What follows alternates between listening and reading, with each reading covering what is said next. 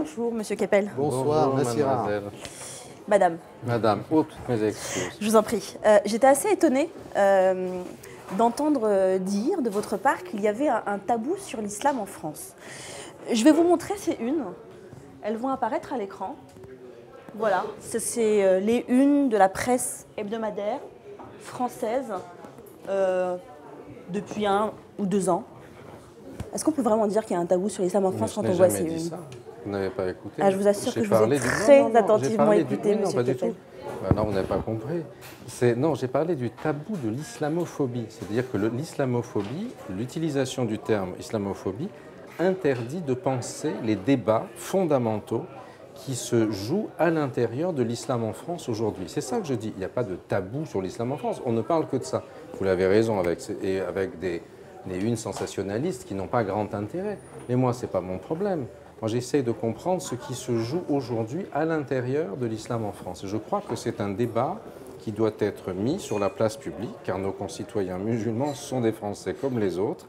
Les débats qu'ils mènent sont importants dans un contexte où, entre autres choses, nous avons eu ce phénomène particulièrement traumatisant pour la société, qui est les attentats de 2015. Et il est très important de montrer que ceux-ci ne sont pas du tout, bien sûr, repris en main, revendiqués par le musulman, bien sûr, mais que c'est eux-mêmes qui, à l'intérieur, dans leur rang, aujourd'hui, sont préoccupés par ce type de phénomène, et notamment ce qui se joue autour du salafisme aujourd'hui en France s'inscrit dans ce processus. Qu'est-ce que vous pensez des analyses des journalistes dits de la djihadologie, de ceux qui interrogent les djihadistes qui sont partis ou qui sont rentrés, qui sont en contact avec eux? Qu'est-ce que vous pensez de leurs travaux, que ce soit David Thompson, qui travaille sur ces questions-là?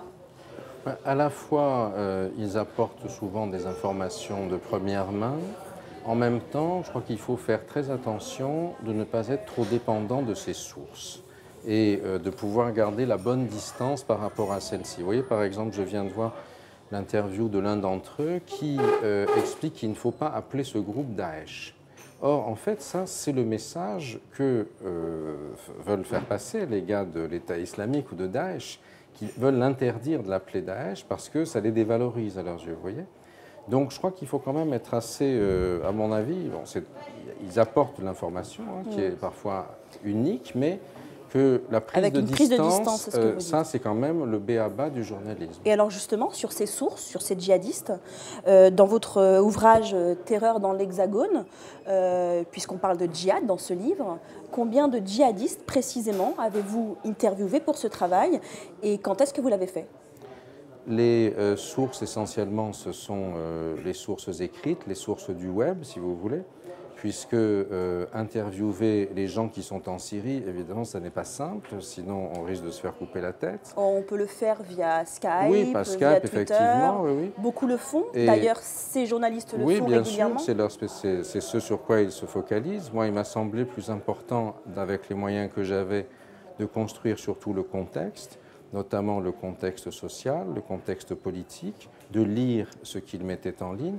Et par ailleurs, j'en ai aussi rencontré quelques-uns en prison aujourd'hui, et j'ai des, comme je l'ai mentionné tout à l'heure, mais vraiment dans ce bouquin, c'est très important parce que c'est un bouquin qui est très apprécié des lecteurs puisqu'il a été beaucoup vendu dans les librairies.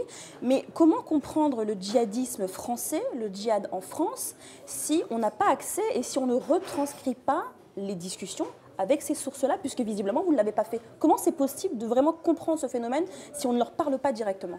Parce qu'ils publient énormément, parce qu'ils ont fait toutes sortes de vidéos et on peut les lire, on peut écouter leurs déclarations. Oui, mais c'est des intermédiaires. On a besoin d'un travail de terrain, d'un chercheur qui récupère justement ces paroles-là mais pour ensuite les travailler.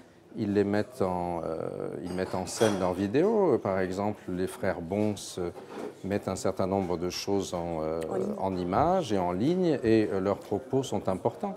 De même, analyser la façon dont fonctionne la vidéo de recrutement 19HH qu'a fait Omar Homsen, le djihadiste niçois, donc qui est mort au djihad l'année dernière. C'est absolument fondamental. plus que discuter avec un gars qui va vous raconter éventuellement des salades. Ce qui est important... C'est ce qu'on fait en travail de recherche, hein, quand oui, on fait un bien travail sûr, de mais terrain, c'est aussi très important de comprendre comment se déploie un instrument propagandiste. Et si vous voulez, ça permet justement de construire une distance, et de d'une contextualiser, façon, c'est ce que vous bien dites. sûr, d'une façon peut-être plus prudente que le face-à-face avec avec des individus. Et bon, cela étant, moi j'ai beaucoup utilisé, je l'ai d'ailleurs crédité, le travail de David Thompson, qui m'a semblé un travail tout à fait, en ce sens, pionnier, si vous voulez.